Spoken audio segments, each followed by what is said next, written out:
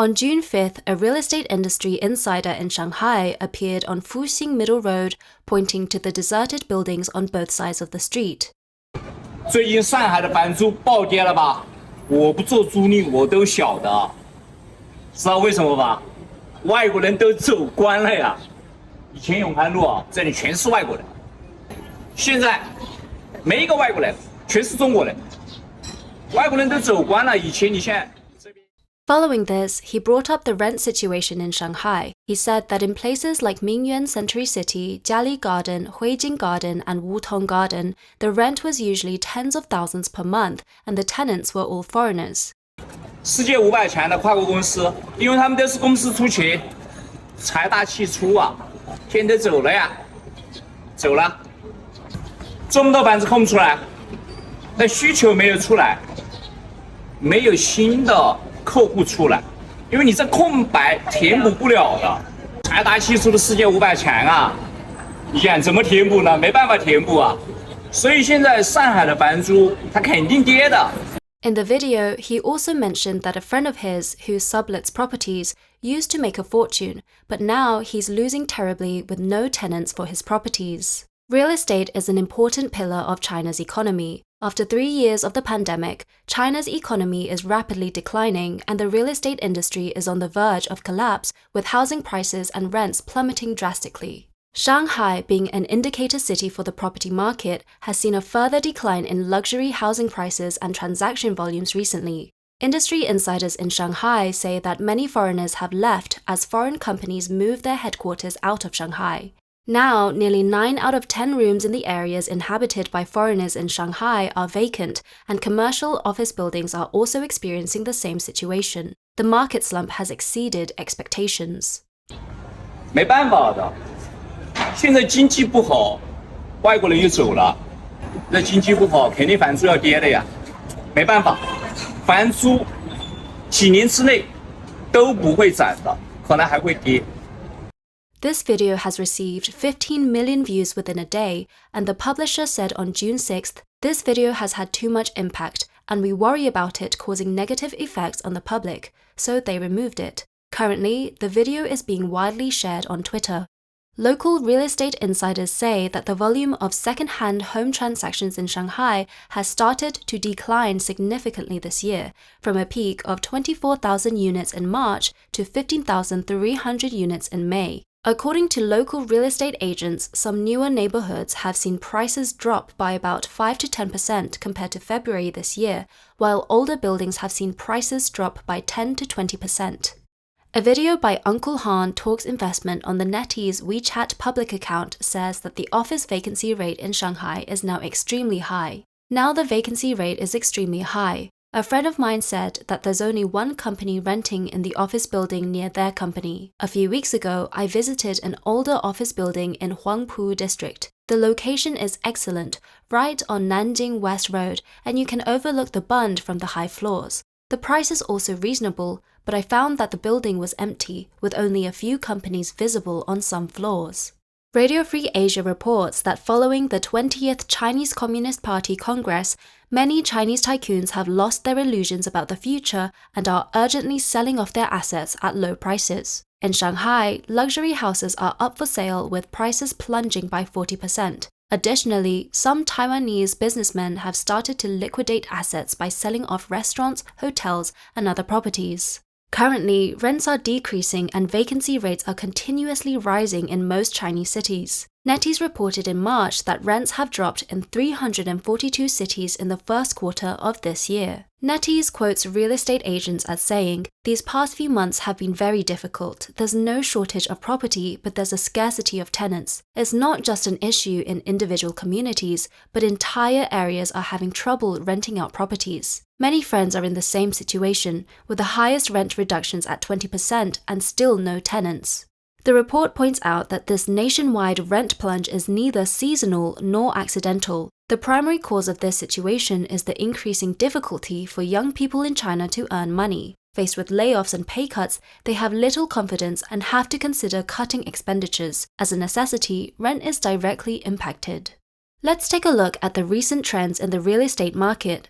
From 2020 to 2022, double-digit price declines have appeared in multiple areas. Many local governments have started to announce limit drop orders, hoping to use administrative orders to prevent the bursting of China's real estate bubble. Moreover, China's population structure is changing. In 2022, China's population decreased by 850,000, marking the first negative growth in 61 years. This means the real estate market has entered an irreversible downturn.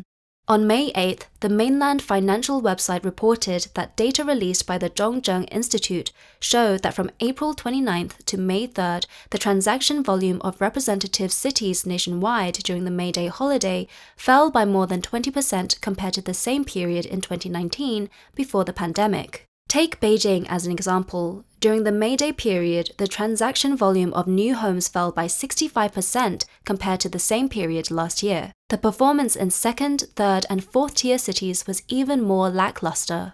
The Financial Times reported on May 5th that house prices in the many third and fourth-tier cities in China have seen a significant decline. Particularly in the second half of 2021 and in 2022, the average price of second-hand houses in many cities has fallen by 20 to 30% compared to the peak in 2019. In some cities, the decline exceeds 30%, and the highest drop is over 50%. The report states, in the past 3 years, trillions of wealth have evaporated from the people.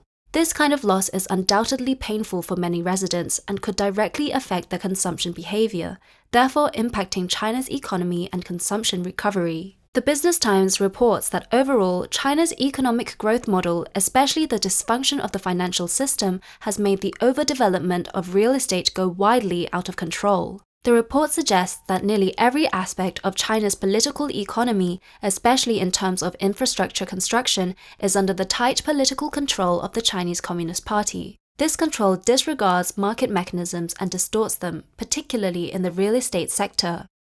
The excessive printing of money, the Chinese Communist Party has created and maintained enormous economic bubbles nationwide, including a massive real estate bubble. Even after local Chinese governments frequently issued limit drop orders, the real estate market has shown no signs of the soft landing that officials had hoped for. Recently, rumors about a complete lift on purchase restrictions have been widespread. The purchase restriction order, originally implemented as a temporary administrative measure to control housing prices by curbing speculative demand, has dynamically impacted China's property market for over 12 years. On June 6th, China Economic Times, a central-level media, published an article stating that real estate purchase restrictions should be timely adjusted until they are phased out. The real estate industry predicts that in June, the central and local governments are likely to accelerate the introductions of policies to stabilize the property market and restore market confidence. However, how much longer can a real estate market sustained by administrative orders hold out?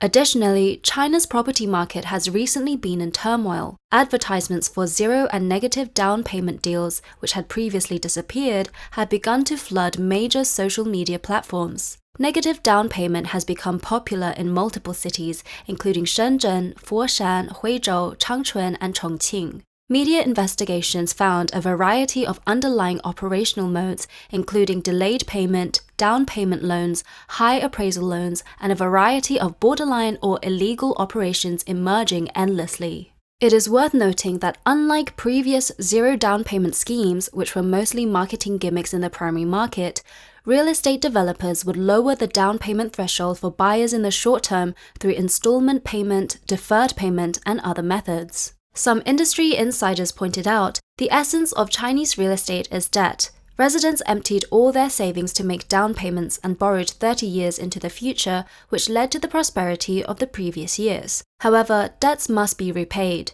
Anyone with basic life knowledge knows how painful it is to cut down on expenses to pay back the money borrowed, no matter how enjoyable the consumption funded by the loan was. In an event that took place in Shenzhen where negative down payment appeared, media reports mentioned a residential area called Guanshan Ruiyuan in Luohu district. Similar properties in the area are listed for 6.42 million yuan, with bank valuations at 5.7 million yuan. With too many properties, the owner planned to sell at a low price of 5.2 million yuan, but buyers could borrow 5.7 million from the bank based on the valuation price. In this way, not only would the buyer not need to make a down payment, but they could also get an extra 500,000 yuan as renovation funds. Therefore, this is essentially a desperate asset escape by the seller, cutting over 1 million yuan. According to data from Shenzhen's real estate information platform, 3,192 second-hand residential properties were sold in April this year. This figure cooled down rapidly in May with only 2,788 transactions. The actual situation might even be worse than the official data suggests. Some insiders mentioned that since May, new property sales in Shenzhen have been deserted,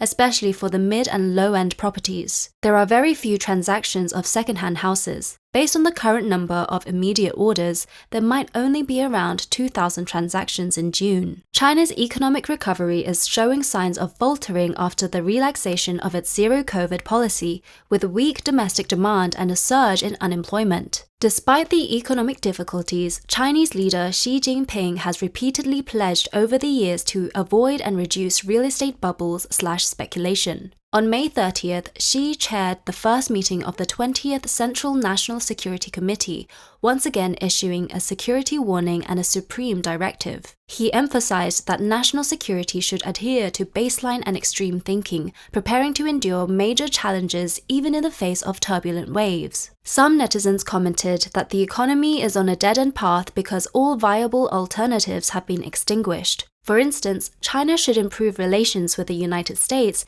yet it insists on antagonism. The US, which has been searching for an imaginary adversary, is presented with one on a platter. Secondly, by promising not to attack Taiwan during his lifetime, Xi Jinping could immediately improve foreign investor sentiment. Both sides of the strait could enter a beautiful era focused on economic development. Ignoring the economic situation while emphasizing the bigger picture every day, the big picture now has become a personal ambition, which is unchecked nationwide. Under such circumstances, there is no way out. Taiwanese senior analyst Xie Chenyan said, Xi Jinping's insistence on a zero-COVID strategy will inevitably lead to a decline in domestic consumption or even economic stagnation.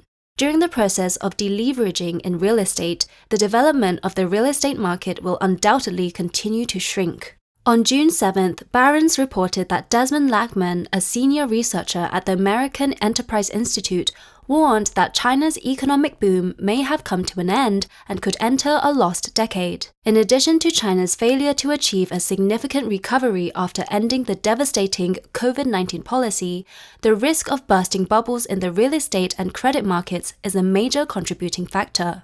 Lachman suggested that those who do not believe in China's economic collapse need only record last year's debt default by Evergrande and 20 other real estate developers. Another fact is that China's house prices have been falling month by month over the past year due to the sudden halt in land auctions, causing some local governments to struggle with debt repayment. Additionally, China's youth unemployment rate has surged to a new high of 20.4%, adding further concern. In the eyes of observers, the Chinese Communist Party's long-term maintenance of the real estate bubble is extremely foolish and dangerous. The blind expansion of real estate from megacities to county towns can stimulate the entire economy, but it will disrupt the normal operation of the economy, causing it to be hollowed out by the real estate bubble. High housing prices lead to high production costs, causing the collapse of manufacturing industries and a large number of unemployed people becoming the country's biggest destabilizing factor, leading to social unrest and inevitably sparking a serious economic crisis. On the other hand, once the huge bubble formed by China's real estate market is punctured, it will become a powerful political bomb which could ignite a crisis in the CCP's rule. Wen Guanzhong, a retired economics professor from Trinity College in the United States, has pointed out that China's real estate bubble is like a ticking time bomb. We do not know when it will explode, but it could happen at any time.